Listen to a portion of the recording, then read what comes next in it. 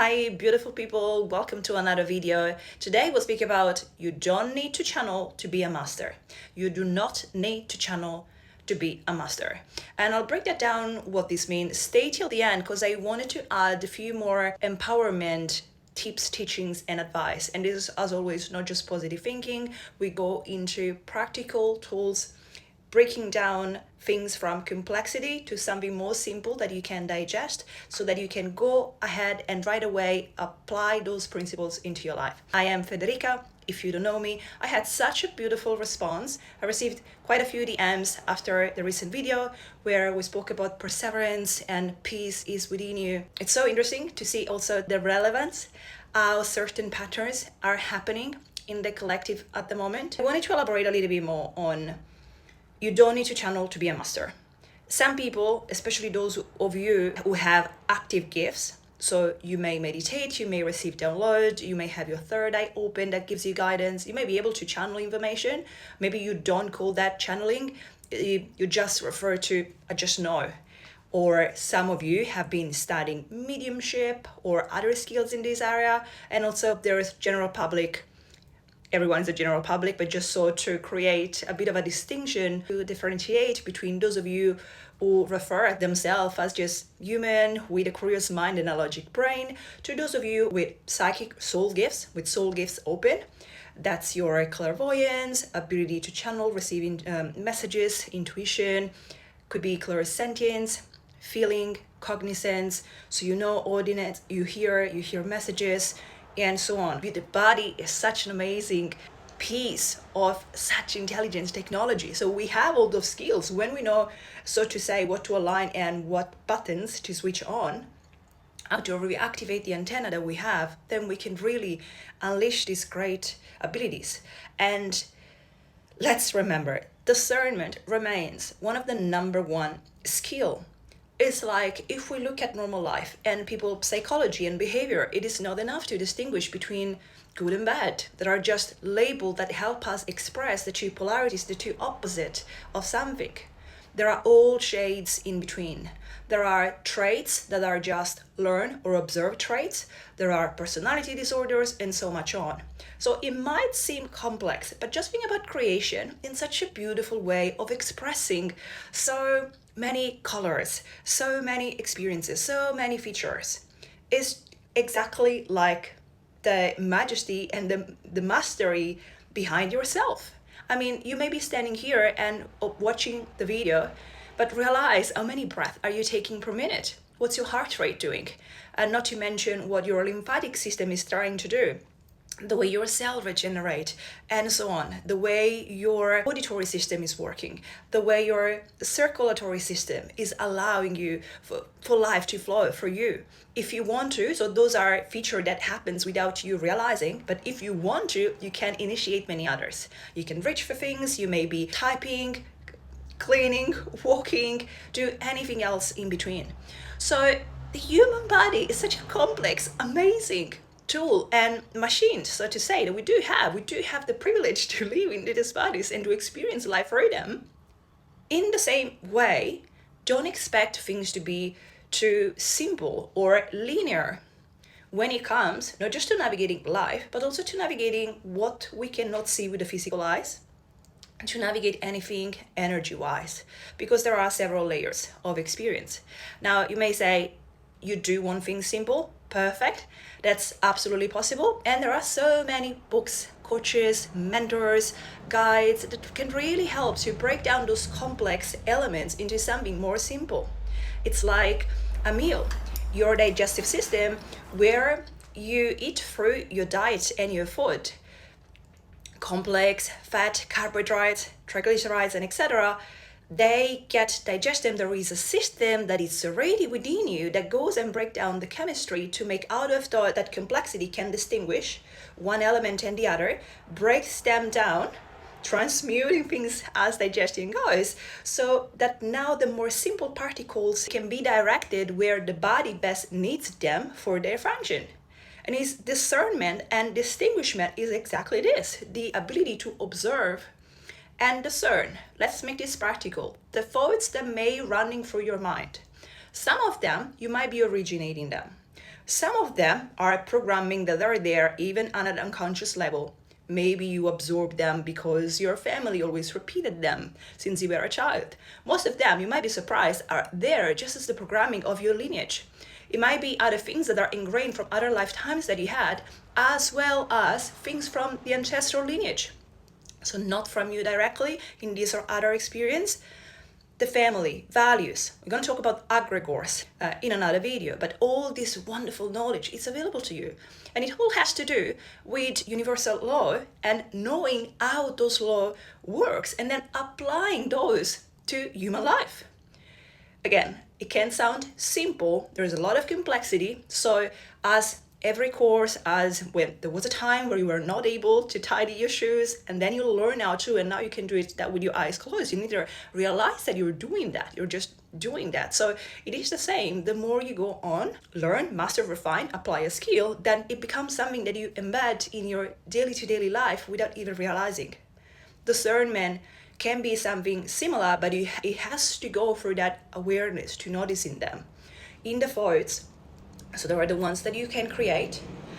You may decide, like for example, you want to create or you need to create a work presentation, or you want to create, okay, what is the best life that I want to have? If I could live out and embody my joy, what that would be, how would that look like? And so you're making a conscious thinking to create either something that is going to stay within your imagination with the ideal of manifesting and calling that into your life, or maybe again you need to prepare and organize a course or slides for your work meeting and board presentation. So these are examples of when you're thinking intentionally. Now there are many, I hear this very common for people, and there was a time where I used to do that as well. Not anymore, and again that's trained mastery. You can learn it, it's a skill. When the brain just goes. Some of you wake up in the middle of the night and the brain just goes, train of thoughts that go for many, imagining or calling in worst case scenario that have very, very, if not at all, likelihood to happen. I do want to make a distinction here for all the people that say that majority of the problem of the people are speculative anxiety or things that never, like we're not in a time when there's a tiger running behind us. If that's your thinking, whether from your personal experience or working with thousands of clients, these are my 2 cents, you had a very lucky life. And the people that come to you for your services had a very lucky life as well. So I do want to make sure that in this conversation, we do allow space and respect for what we don't know. Many people, and this is also the intelligence of the system that you have, because yes, it is very common for many. You're making those castles in your head, you're running scenarios of things that may not happen, that are not constructive, they're not doing anything helpful for you. And when you learn to understand how thoughts actually work, you realize the detriment that you're doing to yourself and to your life by feeding intention towards those thoughts. Again, that's also the concept of creation and egregore. We'll see that another time. But there are scenarios where there are genuine situations. For example, think about abuse, violence, threats. Those are not perceived speculation.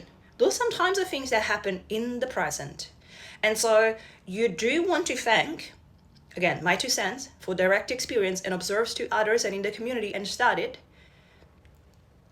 You do want to thank, I surely thanked my own inner intelligence that learned me to recognize those signs so that I could protect myself in the present, not in a speculated future. So some of you, because I know some of the people that like and comment my video, I see you. Now this video is for the broader public, but some of you, I'm not going to mention name, but I know that you've been going through something very tough. And it's not speculated. That's things that you have to deal with on your daily life. It could be taking care of something very close to you and your family that requires specialized medical care. It might be other things connected to health, to safety, again, to abuse, to financial hardship, and etc. So I do want to allow enough respect for you that not all issue in the world, it's about speculation of something that doesn't exist. enhance, you fix the anxiety and everything sorts out. No. They call it School of Heart for a reason. We go through so many things, from the more gentle and beautiful to the most dense and challenging as well.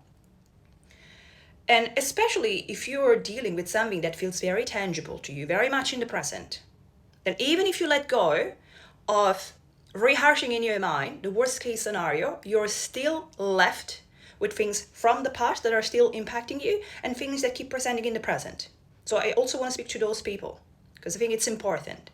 Because there are things that you can do, or at least try, for increasing so much the chances of things in your life to get better. So we discussed about thoughts that you activate intentionally, the thoughts that you activate more at a subconscious or disattention level. You don't realize, yes, a thought goes there. You may start giving yourself the story that you're just aware of things, but then those thoughts spirals in a way that is not helpful for you. And it's not a good, and it's not a good case scenario for you. And there are also good chances for things to go in a different way, because you have a system around. You're not alone. So there is guidance. Maybe you believe in God. Maybe you call yourself an atheist. Maybe you're Buddhist. Maybe you're a spiritual Christian. Doesn't matter the label. You might believe in a source or a higher intelligence that generated life and creation, that gave breath and expression to Gaia, to nature. Whatever you believe into, you're not alone. You're surrounded by a force, by an higher intelligence in creation.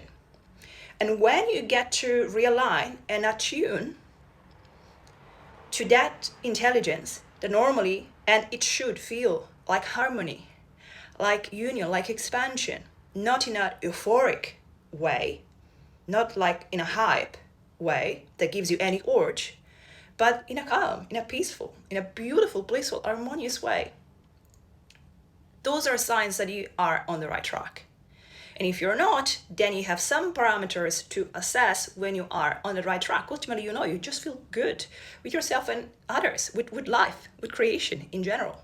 Other types of thoughts, the ones that come, you absorb them from social media around you, from people around you, from the environment, from education, from the system, some say from the matrix, again, as I was sharing earlier, from your ancestral lineage, from other lives, programming. There is so much that we can go into more depth another time. When you learn to distinguish, so you observe, meditation, it's such a free, available, unbelievable tool that also helps you to reactivate that inner technology that you have as a human. Start even just with silence. And it doesn't have to be that if you catch yourself with your thoughts running somewhere, now you failed and you've messed up and meditation is not for you. Guess what? Everyone started somewhere and many people started there. It's very normal. Just say, oh, I drifted. Back to the breath, back to observing. And as you get to tune out that attention inward, now you can better learn what happens within you. What happens within you? What's the quality of your thoughts? What's the quality of your emotion?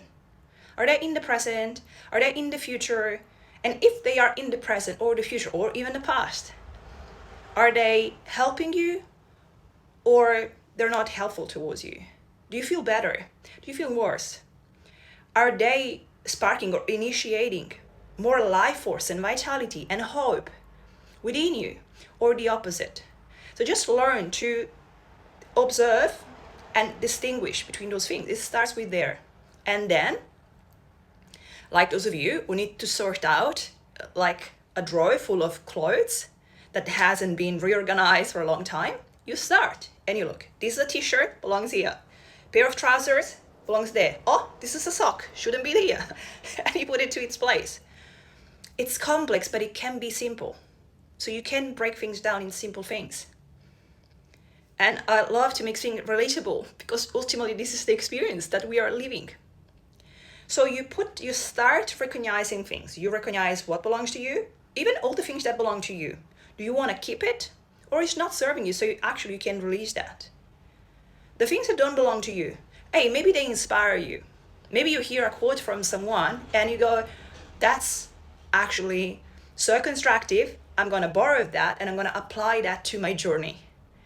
Maybe it is not. maybe it's someone that's very negative, and without label, you have a conversation with that person, you leave that person and you feel drained.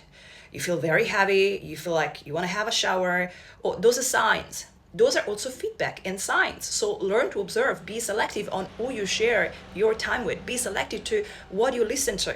So what does it mean that you don't need to channel to be a master? That at the base foundation of mastery is awareness, non-judgment, and the observation. I've made that intro, you don't need to channel, because many of you know that I do channel. And I didn't grow up as a psychic. I haven't, not that I remember of, I'm receiving. So there were skills that were dormant, but up until my early to mid 30, many of those skills were dormant.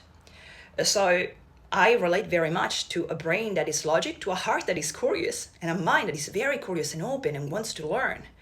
But also a strong logic sense that is skeptic and wants evidence, and things need to make sense. And needs to be tested on multiple ways. So then when I started to go on a journey of multiple cycle and awaken and to channel, many of you may think, oh, she talks and there is wisdom that comes out because she channels. So that's where she's channeling. So the wisdom comes out and up from higher stream. Well, it can be, and it is always a dance. So with this also I want to say, I've tried to convey this message several times. If you heard it and you didn't understand it, it was not for you to understand it. And that's also the beauty of not just our mind and body does everything that it can to protect us, but also there's layers. So oftentimes you are given what you can understand and what you're ready to digest. If there's something that doesn't belong to your experience, either your brain or your system will filter that out. And that's the intelligence of it. Now, the things that you may want to allow, so if you remain open-minded, you can pay better attention to several concepts in a way that if there's a moment in your life where they become helpful, you can go, oh, hang on a second. I've heard something, or I've seen or witnessed something that can help me in this situation from that person. So my subconscious mind has all the answers. I can grab that information that is helpful now and apply that so that I can help myself in this moment. And this happened to me many times.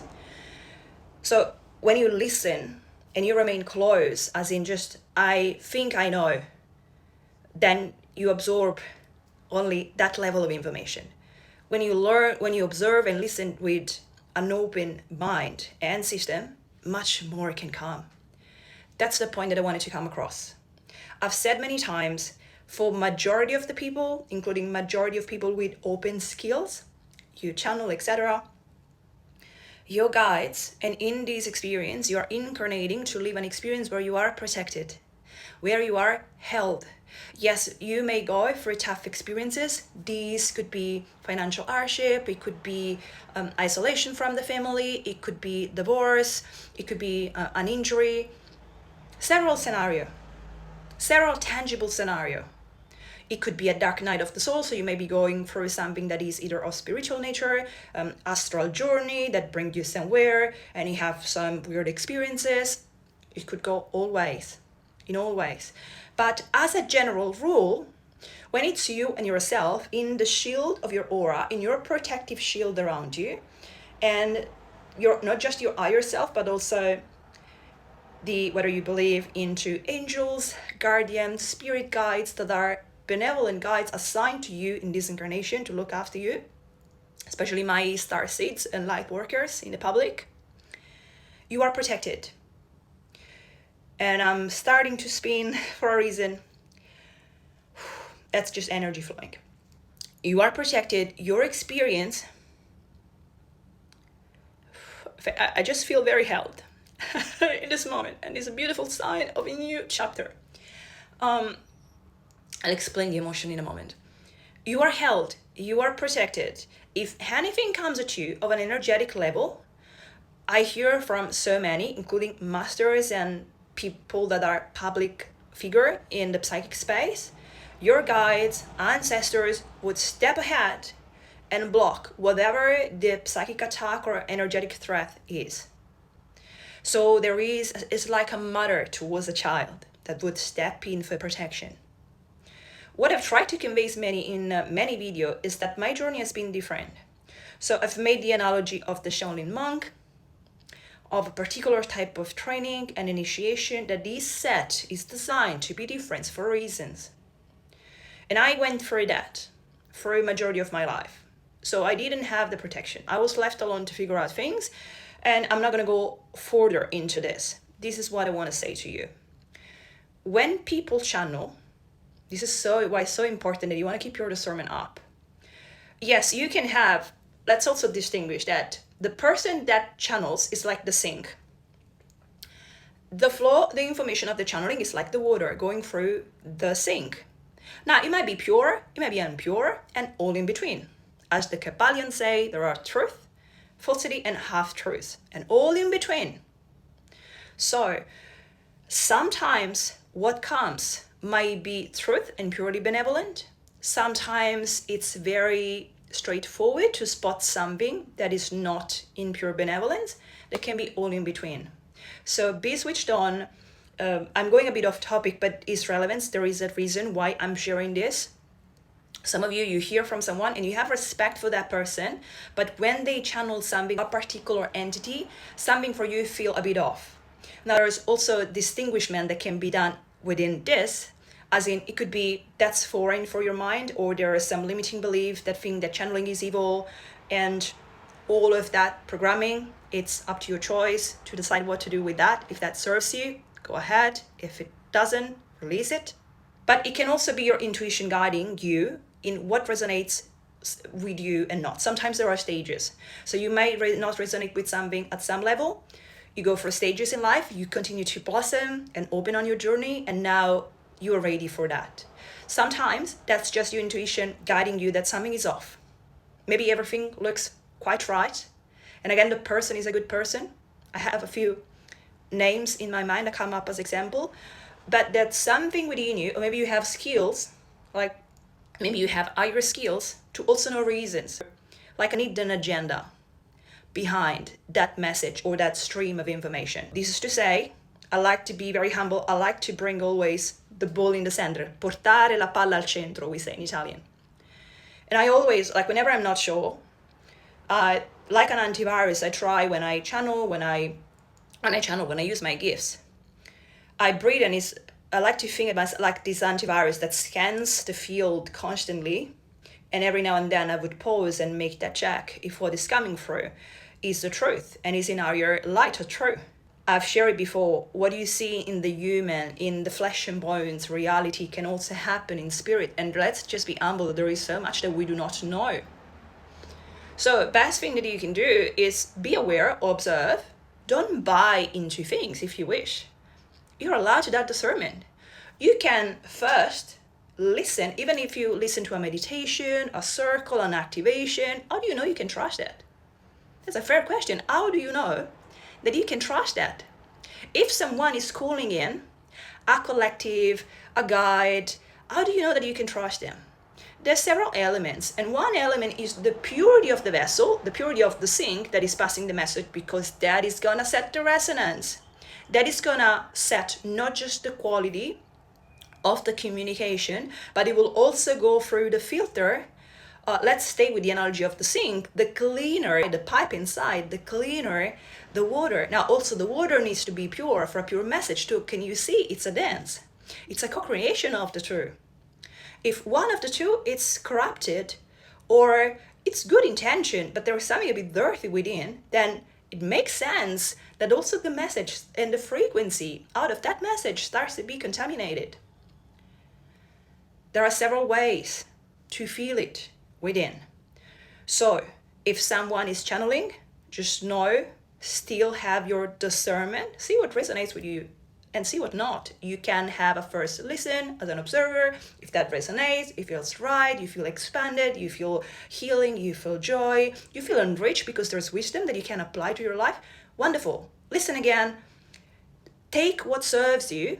Let go the rest. It's up to you. It's your experience. But don't jump blind into it and do not think that people that channel have all the mastery and the wisdom because they do channel. They still go through an experience through life. And I went through so much. When I speak most of the time, I am not channeling. I'm communicating. Yes, it enriches my experience to know all that I know with that communication with spirit. Communicating with source, with the experience that I have, with collectives of galactic nature, with so many experience that I had interfacing darkness at multiple levels from this realm and others. Communication with my higher self, with the higher self of other people and client that I work with. Even mediumship, passing message through other people. Now that's not my main skill, but it does happen sometimes, if helpful. With the field, with the environment, many of you can receive messages from the pet, from the trees, from Gaia. Oh, what beautiful, such a beautiful time that we live into. And again, the expression of polarity. You may be more focused on the chaos, the wars, what is changing, what is evolving, climate with resources, with affordability prices and so on. But you can also choose to, as you navigate everything in life, you can also choose to focus on the beautiful things. You don't need to channel to be a master, even if you're not channeling, which again, just by reconnecting through meditation or your self-observation, you can start to reattune more and more within yourself and communicate, initiate that communication with your own self. You need to know how to filter, you need to know how to discern. That's important, because not always everything that tries to come through, it's in your best interest, and it's the truth. So that's very important. I cannot emphasize that enough. You need to know how to discern and what to trust. Don't make too much of a big deal about it. It's a learning, like when you went to school or you learned to ride a bicycle. You're allowed to fall, you will fall. Get up, dust off, go ahead. Eventually, you'll master it. You'll know very much what and when to distinguish. But people look at concepts from ascended masters and books of wisdom or esoteric knowledge or ancient wisdom and think that's too much, or that's only for the angels, that's only for the saint, that's only for the ascended master. What if it's not? That's knowledge that is passed on to everyone. It's available to everyone. There are so many resources for free on YouTube. Now, yes, if you want to pay a coach or a teacher or a guide to help you break down and embody those concepts for you, you can. There are courses with so many wonderful teachers and people. I do teach you do one-on-one session if you feel called to work with me. But there's also free resources. So there are books like The Kabbalion and many others. I'm very grateful from some audiobooks that have been going over and over and over in the past many months from Ascended Master Elena Blavatsky. And it helped me a lot eventually to remember some concepts and to solidify new others. I'm going to share in another video about something that I applied without need of realizing. It's like when you plant a seed, then give it time. Water today, water tomorrow, water in 4 days, and so on, and the flower will blossom. So there are concepts that you can apply in your life. There are concepts that out of the teaching I applied into my life. And it led me to a wonderful, such a fascinating chapter that I've been navigating for the past few weeks and that I am navigating now, of redesigning destiny, of the opportunity to redesign destiny. Now this is very niche, so I'm going to leave this for another time.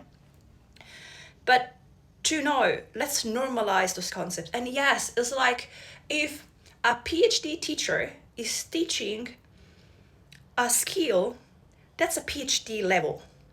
So if you're at an elementary school level within that area of your life, you can look at it with inspiration, but you can try. But you're going to go high school, degree, and so on, and you can get there. There's no limit to how many times you can open yourself and practice that to try and learn. So the teachings from the Ascended Master are not so fluffy or impossible or unreachable. You can make that simple. It's like sacred geometry. There are so many elements. One look is not enough. One listen is not enough. They are so rich of wisdom. But that's the gold. That's the gold. That's the wisdom. That's the gold that you can unlock in your life. Those are the rules of the game that we call life. Those are the rules of life. Whether you call yourself Christian, Hinduist, Buddhist, atheist, doesn't matter.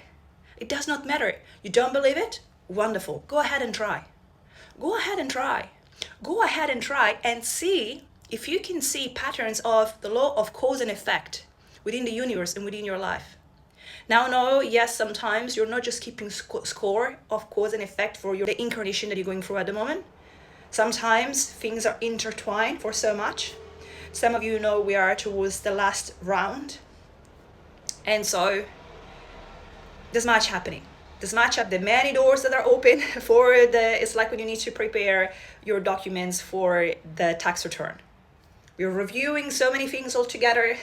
Karma wants to be, karma can be balanced out and dissolved at this time. So much is happening. Yes, it can be daunting, it can be overwhelming, but also you can choose to take it as an opportunity. I like something that is very helpful for me, it's humor. So to use that spark of humor in the reframing and observation and elaboration of several challenges or just experiences through life, you can use that, you can use joy, you can use excitement, you can use art, you can use whatever you resonate the most with. Whatever the God expression of you, the source, the nature, the universe expression of you, better flows through you. That's your experience. This is your creation. You can use that and just use whatever it's available to you. Use your resources. So to better navigate for your life, because you don't need to channel to be a master. Whichever is the situation that you are navigating, I promise you there is something that you can do starting from the observation of your thoughts or your emotion and also your words, the words that you speak, where you place your attention, the words that you use and you speak out loud or you write. They are so important. Every word has a frequency. So sometimes it might seem to you that you're just describing what you go through. Oh, here another of this situation. Oh, just another one. You know what? I've been trying to think positive, but here we go again, another situation like this. There's so much. So again, it's not linear. Sometimes it's not just a word. Sometimes you change your language and you also have to be honest. You need to take ownership and responsibility of. For how long have you been speaking in that way? Sometimes changing language for 1 or 2 weeks is not enough. You need to counterbalance. And it's ultimately the quality of the intention and the purity of the frequency when you adopt the new behavior or the new language. So if you've been talking more with this attention or less awareness or more negative words for 30 years or 50, it's not going to take you other 50 years. Like you can change that much faster. There's also contracts, vows, there's so much that can get in the way. These are some of the things that I work with my clients on. Ultimately, those of you who know how to do, there are techniques that you can learn and you can do much of the cleaning yourself. There is so much.